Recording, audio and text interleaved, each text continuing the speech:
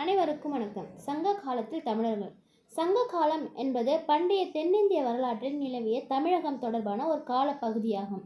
இக்காலப்பகுதி கிமு 3ஆம் நூற்றாண்டிலிருந்து கிமி 4ஆம் நூற்றாண்டு வரை நீடித்திருக்கலாம் என கருதப்படுகிறது. மதுரையை மையமாக கொண்டு தமிழ் புலவர்கள் சங்கம் அமைத்து தமிழ் வளர்த்தனர் என்ற காரணத்தால் இக்கால பகுதிக்கு இப்பெயர் சூட்டப்பட்டுள்ளது.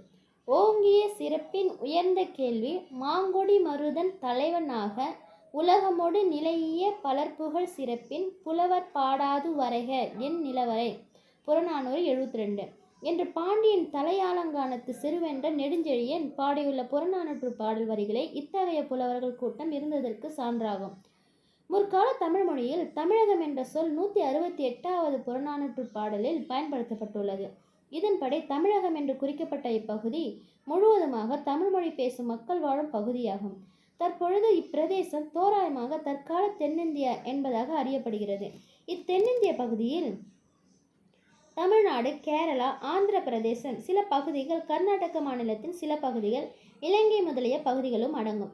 தென்னிந்திய புராணங்களில் காணப்படும் கூற்றுகளின்படி முற்கால தமிழகத்தில் தலைச்சங்கம், இடைச்சங்கம் மற்றும் கடைச்சங்கம் ஆகிய 3 சங்கங்கள் இருந்ததாக நம்பப்படுகிறது.